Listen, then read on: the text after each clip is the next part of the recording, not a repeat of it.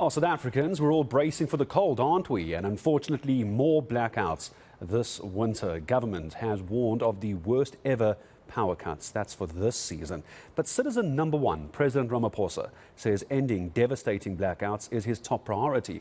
At the same time as that priority is Electricity Minister Ayesha Ismail, who says efforts to stabilize the grid are in place. But he is cautioning, here's the bad news, he is cautioning these winter months on the way remain a challenge unless more supply can be found. So where are we actually on the blackouts issue? Ayesha Ismail finds out.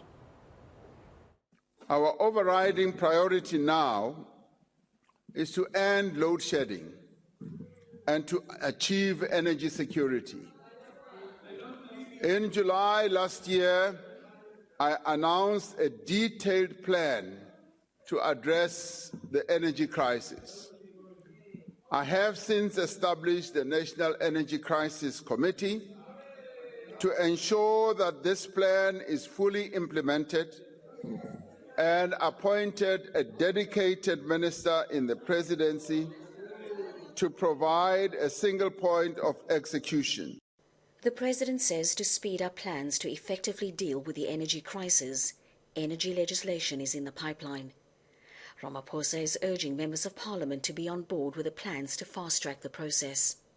We will soon introduce another key piece of legislation, the Energy Security Bill, to streamline the regulatory framework and accelerate the construction of renewable energy projects.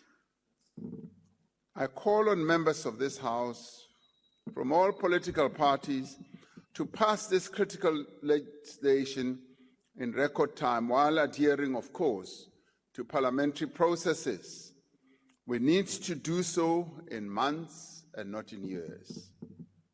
At the moment of grave crisis, as I have said, we must pull together and place the interests of our people above all else. Conceding to the number of challenges currently being faced by the country, the president says growing the economy and creating jobs is of utmost importance in addressing issues such as poverty, crime and unemployment. The electricity minister says there are a number of interventions to deal with the energy crisis.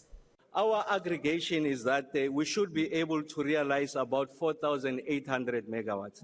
6 interventions are going to be initiated. The first one is a continuous improvement of the energy availability factor. We project, Madam House Chair, that we should be able to improve the EAF in this period of the next 90 days by 3 percentage points. Just to put it into context, 1 percentage point increase amounts to an increase of 500 megawatts.